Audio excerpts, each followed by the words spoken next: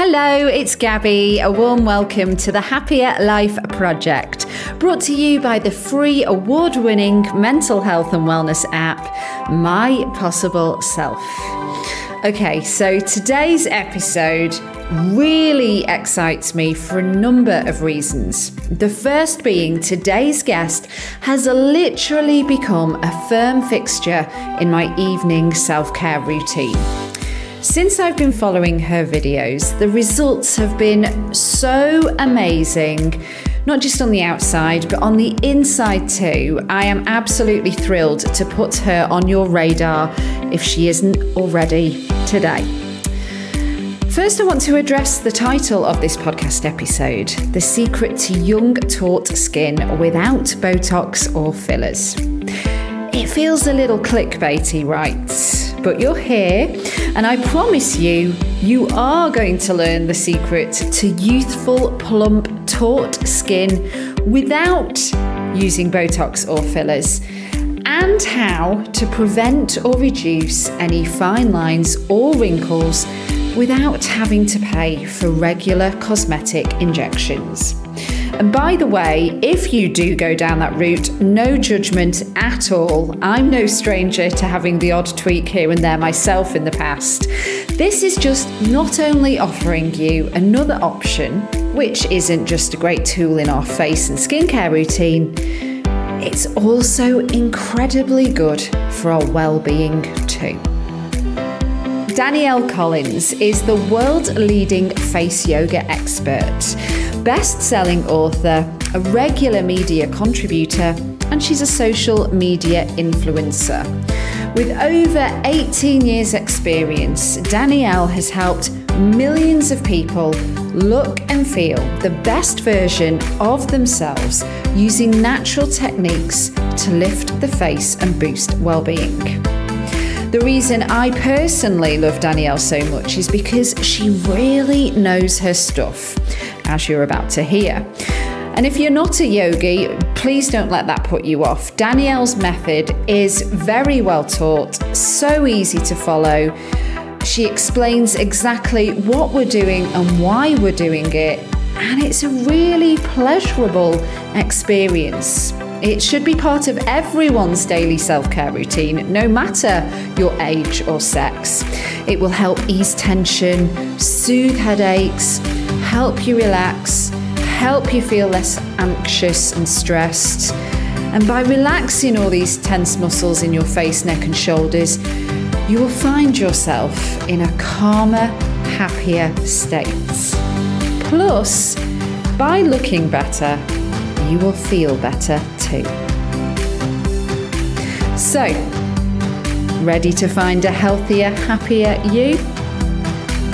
Let's get started. Welcome, Danielle Collins, aka the Face Yoga Expert, to the Happier Life Project. Being a yoga fan, I'm super excited for this particular episode. And to dive into face yoga, your area of expertise, can we start off with a really, really simple question? Sure. What is face yoga? Well, face yoga, or the Danielle Collins Face Yoga method, which is what I've been teaching for the last 18 years, has 5 key areas to it. So facial exercise to strengthen tone and muscles in our face, facial massage, which is great for boosting the circulation, really good for lymphatic drainage, great for glowing skin. It has facial acupressure, which is about applying a pressure to certain points in our face. And as we do this, it has lots of wellness benefits, but also lots of aesthetic benefits too. We have facial relaxation. So this is about reducing some of the stress and tension and even repetitive expressions that we have on our face through relaxation. And then the 5th area is the well-being. So my techniques are all very holistic. I'm such a believer in a holistic lifestyle. I'm really looking at us as a whole. So not just the face, but mind, body, soul as well. So it's all designed to help lift and tone your face, but also to help you feel calmer and more balanced and happier in your mind and body as well. So it is basically like an extension of, you know, yoga, because for me, I really connected with yoga in the pandemic, and then I became obsessed, and now I've done like two teacher trainings and been to India, and yet I'm late to the party with face yoga. And then all of a sudden, maybe just about a year ago, I started on my social media channels getting promos, and then it was face fitness, and it was all this content basically of people doing things with their faces and calling it face yoga. And I was like, well, hang on, I've done 2 teacher trainings, and I why have we not included the face? So what's your take on this? Because am I just late to the party and this has been going on for a lot longer than I've been aware of it for? Or has this suddenly exploded because now I can't not see it? In fact, I see it every day. Absolutely. It's a whole combination of things, I think. So one of the big reasons I got into face yoga was because of yoga. So I use yoga and lots of other holistic techniques to overcome a chronic illness, which I had 20 years ago, and completely healed myself from it within 18 months. And that's what led me to this career. And one of the very early trainings I did, of course, was a yoga teacher. And I started teaching a lot of yoga and meditation classes. And this is going back sort of 18 years ago. Now, I still teach yoga now in my workshops and my face yoga teachings. But back then, people were saying to me, Danielle, yoga's great for my body, great for my mind, but what about my face? They didn't have those options that they have now, whether it be a more invasive route or a more natural route.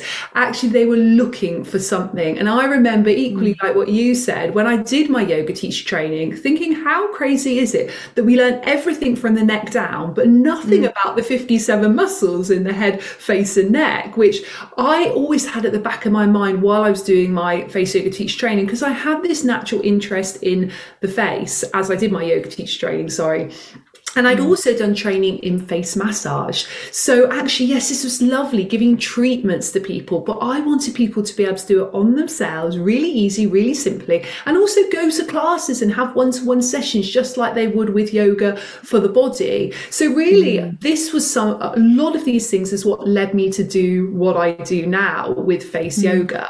I mean, in terms of face yoga as a concept, in many ways, it's not a new concept. It is quite an integral part of yoga. If you go back and look at yogis thousands of years ago in India, they would do lots of techniques for their face. They would stretch their face muscles, they would massage their face, they would use acupressure points on their face in the same way as they would use on the body. If you look at traditional Chinese medicine, and again go back thousands of years, actually things like acupressure points, acupuncture points on the face, we used a lot. Shiatsu, exactly the same. There's many major points on the face. So it's not a new concept. I brought it very much into the mainstream about 18 years ago. And of course, over the years, as I've grown my business and the concept has grown, I now train people to be face yoga teachers. There's about 2,000 teachers in over 70 different countries which teach my methods. So it's really being spread around the world. I've been really lucky to write 2 best-selling books. So one of my books has been translated into 15 different languages. So it's really nice to see how this is really spreading worldwide. But definitely you're not late to the party. Many people that are into yoga and are into holistic health still think, oh my goodness, what is this? Face yoga? I've never heard of this. And other people have, like you've seen, started to see little parts of it come through on their social media, or if they're interested in yoga, maybe they've learned a little bit at the end of a yoga class. So actually it's becoming more and more mainstream, like yoga is now. But if we go back even to the 1970s, 1980s, yoga itself wasn't mainstream in the Western world. So actually it's taking a little bit of time for even yoga to become mainstream. Yeah, fair point. I mean, I had actually, just in terms of, you've pretty much covered it, but I had looked into, when were the origins of face yoga? And you're right, it goes back to, in this article I found about a history of face yoga, the first beauty treatments and care are assumed to have taken place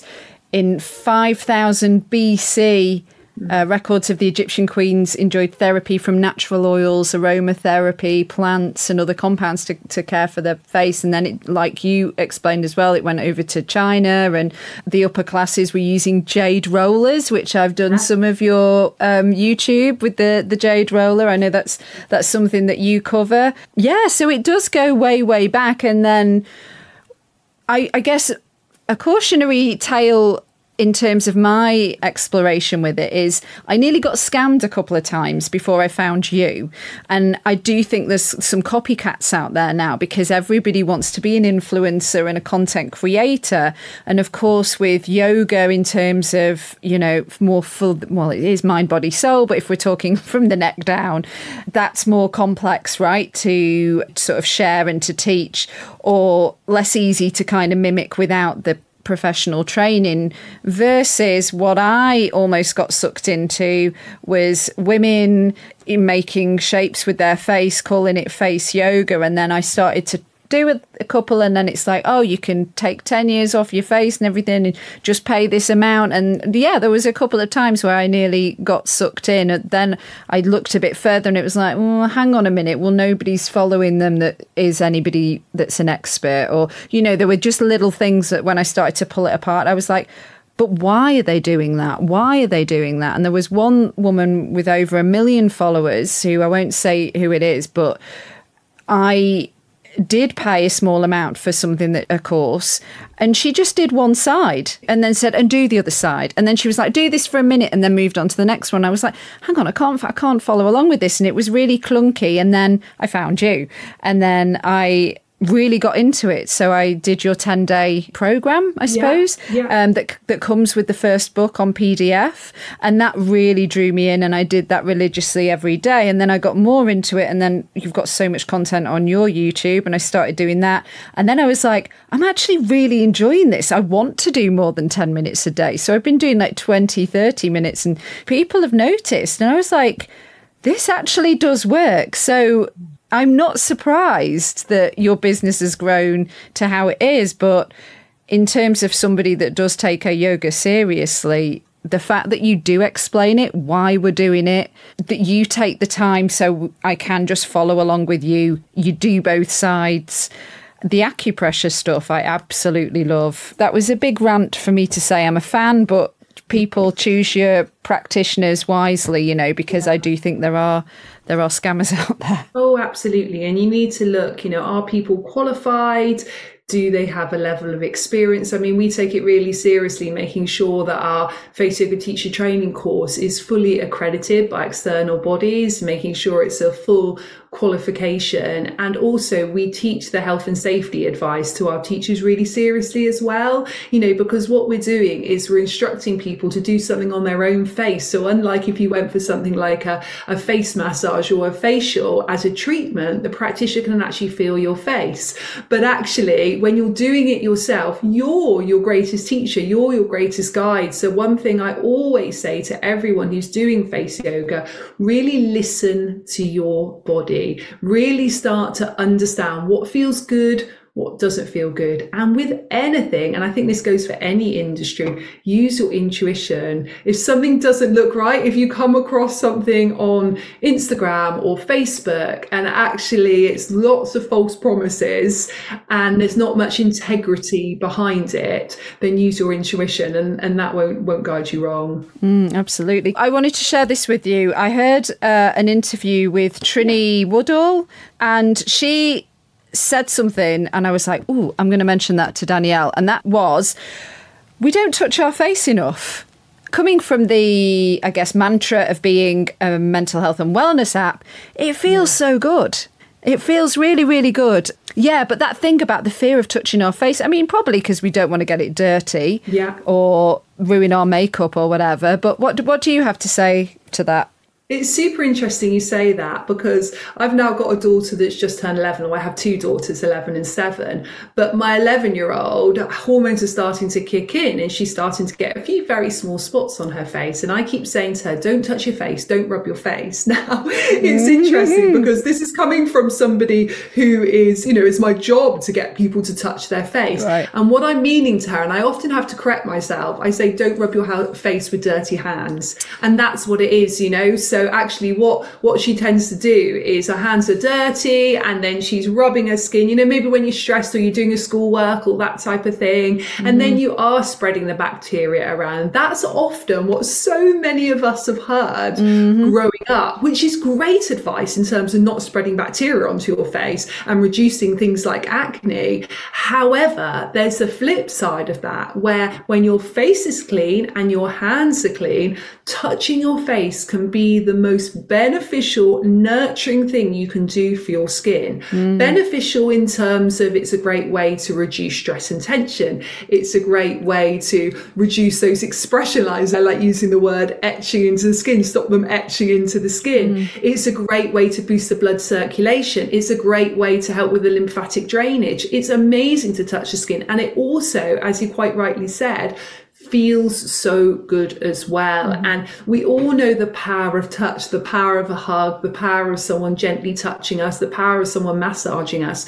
And we forget that we have those healing hands ourselves. We have the healing powers within ourselves. And we forget the value of self-massage and self-touch. And that can feel instantly so good. And often when people come to face yoga, that can be maybe the first time that they've actually touched themselves in quite a nurturing way. And that can sometimes bring up a lot of emotion. You know, I've seen over the years so many different things. Some people can really feel massive release of emotion and even cry after they've done a face yoga session, because actually it's the first time that maybe they've released a lot of stagnant blocked energy there, or the first time they've actually realized they've got such healing, nurturing powers in their own hands. For other people, it can just feel like a really nice relief. You know, oh, I've had that jaw tension for 10 years or 20 years, and now I know that I can release it in just a couple of minutes every day. So our hands are so powerful. And yes, we should be touching our face more. And it's a really good reminder for me as well, when I'm telling my daughter, don't rub your face, to actually say, don't rub your face with dirty hands. Actually, when your hands are clean, touch your face. It's a beautiful thing to do. Yeah, I mean, it's definitely worked for you, hasn't it? When I was in my early 20s, I was a dancer in Ibiza. I was, out drinking, smoking when I was out, late nights, probably not wearing sun cream religiously. You don't think about things like wrinkles or whatever in your maybe you do, so 20-year-olds more so now, I'm not sure, but yeah, that you kind of got a head start there, didn't you? The message is to everybody, you can do it at any age, and that you don't need to be a yogi either. So if you're not into yoga, if that's not your bag, you can still benefit from doing face yoga. Absolutely. Really at any age. I've seen people come to face yoga in their late teens, 18, 19, 20. I've also worked with clients in their early 90s as well. So, and everything in between. And people are getting completely different things out of it at different ages. You're right in saying if you're maybe 18, 19, 20, you're not so worried about lines and wrinkles in the skin. Maybe you're doing it from a prevention point of view. But lots of times when I've worked with people that age, it's because maybe they're getting headaches, or they're holding a lot of stress in their jaw, or maybe they're going through exams, or their hormones mean that their skin is changing. And then again, people in their 90s, again, they're not so worried about reducing the lines and wrinkles, but actually going back to that power of the healing hands and the nurturing touch, and actually something that they can do just to help themselves feel a little bit healthier, a little bit calmer, a little bit more relaxed. Often I've taught people of that age in a group setting, which is wonderful. So you get the social interaction as well. And then, of course, all the decades in between, and many people do come to face yoga, yes, to reduce the lines and wrinkles. Particularly, I find that women in their 30s, 40s, 50s and 60s tend to come to it for that reason. But I was having a conversation with someone earlier actually saying that people come to face yoga because they want to look good, but they're often staying with face yoga because they are feeling so good. And to me, that's amazing. Yes, it's continuing to help their skin, but actually what's really motivating them to do it every day is how it makes them feel. And they realize it's so much more than the face. They're realizing the deeper wellness benefits as well. Absolutely. And keeping on the thread of mental health and how face yoga can help. Certainly in terms of, like you mentioned, releasing stress, helping with headaches, helping with anxiety, that soothing nature of it as well if you're feeling a bit low.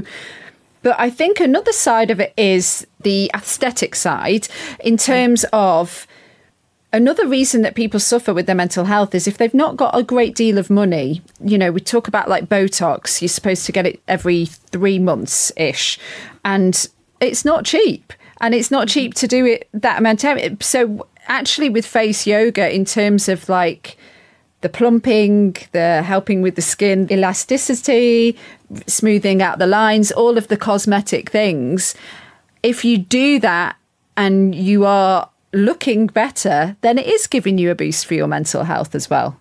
Oh, absolutely. It's all connected. When we look better, we feel better. And when we feel better, we look better. So yes, knowing that you've got a tool that you can use in your own hands every day for free, really simply. And it's nice that people actually have almost the control over their own faces. Something which I've noticed a lot of people that perhaps has something like Botox for many, many years beforehand and then maybe came to face yoga.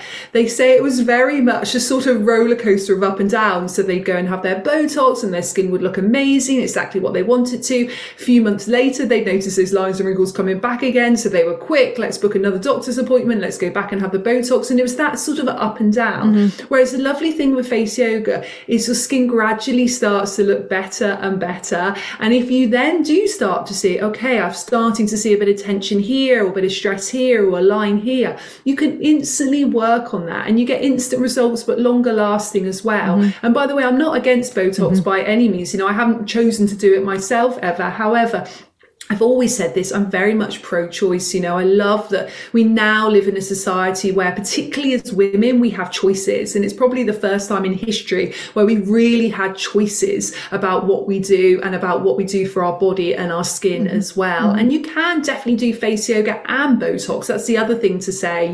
It's not, you're not necessarily have to be in one camp or the other. It's not an exclusive camp of natural health and beauty. You can just genuinely have Botox, make sure you wait a few weeks before you do your face yoga, but then do face yoga to maintain results. That's also fine as well. Oh, that's really interesting. And I'm sure a very valid point, especially for our sort of demographic.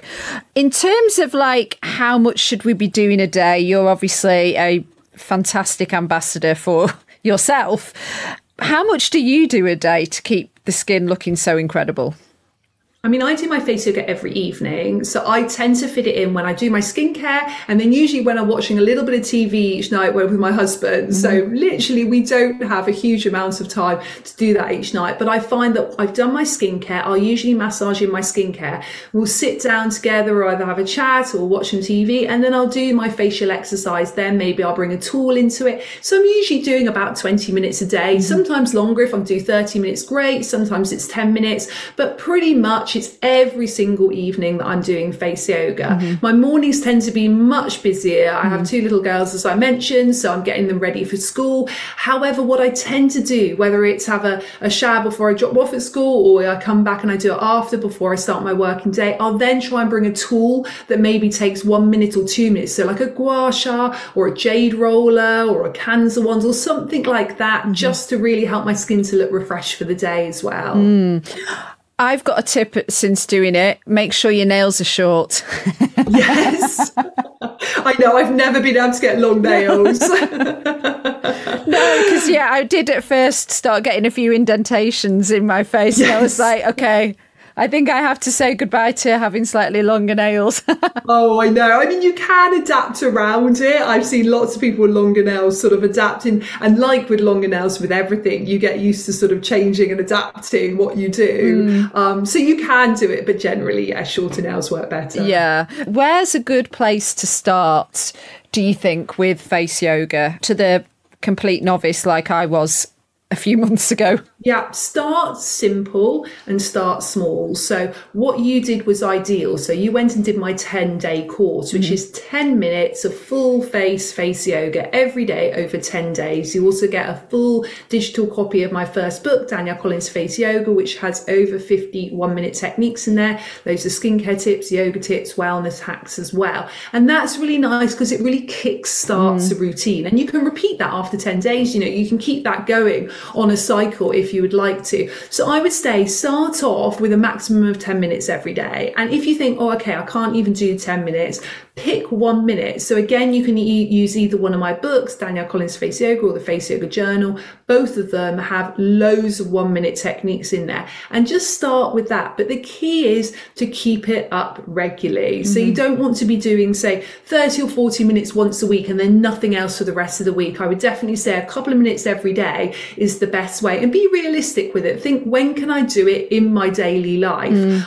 Think about integrating it. So maybe you want to do it in the bath or shower. Maybe you can do a couple of minutes whilst you're doing your skincare, if you're good with doing your skincare morning or evening. Maybe you can do some of the hands-free techniques while you're driving in the car. Maybe you can do what I do. If you sit down and watch TV in the evening, then do your face yoga then. You know, think about, how can I fit it into my daily life? I mean, your ideal case scenario is to do a beautiful yoga practice, sit down on your mat afterwards with your skincare and do a full 30 minutes of face yoga. Yeah. And that's lovely. And, you know, sometimes I do that, and I know many people do that. But if that isn't what you can do what you can, but do it regularly. I think with your method in particular, what helps with the wellness stuff is the fact that you incorporate breathwork, pranayama, and also positive affirmations. So in terms of like getting that 10 minutes of self-care into your day, you're kind of getting a few different benefits in the one. Yeah, all in one. Yeah, all in one, exactly. Yeah. I wondered if you wouldn't mind sharing your favourite exercise, because I think people will find this interesting. Your favourite one for cosmetic reasons, and then your favourite one for more like holistic well-being, mental health reasons. Love that. So both really. Both are good for your well-being and for your mental health, and also aesthetic. But what I love doing, because I think it's so simple and easy, is when I've applied my skincare, taking all my fingers and just tapping over my skin. So light, quick taps all the way over my neck, my cheeks, under my eyes, and all the way over my forehead. It's so simple. You can do it either for about 5 seconds like I did there, or you can do it up to 1 minute. And it's really good because it's boosting that blood circulation. So it's brightening the skin. It's helping the skincare to just penetrate deeper into the skin. It's helping to naturally boost the collagen and elastin as well. So really good for aesthetic reasons, but obviously it's great for our wellness as well. If I was to pick one that was purely for wellness, but again, it's going to be really good for how you look as well, it would just be in a corner of the eye. So just on the edge of the nose there, where you feel a natural indentation, pressing there and focusing on the breath. So breathing in for about a count of 4 and your abdomen rises, and then breathing out for about a count of 6 and you feel your tummy lower, and then you can massage in little circular actions. That's so good if you want to just instantly feel relaxed, instantly feel calm. You combine it with the breath, which we know is been scientifically proven in hundreds of studies to be amazing for our wellness and our mental health as well. It's also a lovely point you can use just before you go to bed. So if you suffer from insomnia, it's a really nice one to do. It's also great to do during your working day. So if you've been using a screen a lot and maybe you get eye strain or tired eyes, it's a great one for that too. You know, something else I figured out along the way while I was doing my research, but also just really enjoying doing your exercises, putting a drop of essential oil on your pulse points. So are you like inhaling some lavender or bergamot, you know the one? Bergamot, yeah. That's the one. So whilst you're doing it, you're like inhaling the essential oil. It was like, for me, I loved it. But I really love, if you don't mind me sharing my faves of yours as well. Yeah, I'd love to. In terms of the cosmetic one, I love the lip plumper with just flicking like this with your thumb. Yeah, you know this one? So good. It works instantly. And I listen, people out there, if you're on a date and you want to, you're hoping you're going to get a smooch, just nip off to the bathroom. Yeah. Flick your lips. Yeah. come back and you're good to go.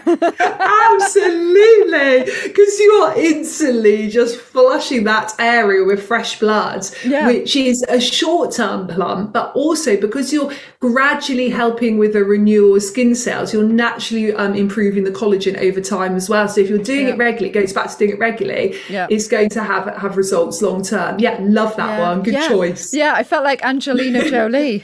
Yes, I love it. Then I suppose for the wellness, you will be able to explain this better, but the one acupressure points, but this one sort of on the sides of each nostril and then pushing here, and then you said that helps with the under eye brightening. It does, and also sinuses as well. So if you've got a cold, or maybe you get a runny nose a lot, or you get a lot of headaches, pressing that point just either side of the nostrils, again, it's a nice one because there's sort of that natural little dip in there, so you know exactly where it is. It's like the one that I described. There's that natural dip, which is always quite nice because you know you're on the right spot there. But yes, another nice one. I shared it with my 7-year-old nephew. Well, he's just turned 8, because he was saying he was a bit blocked up, and I was like, I've got a trick you can do. Amazing. So could you share 3 things that somebody should know about face yoga that's going to help with their happiness and their mental health journey?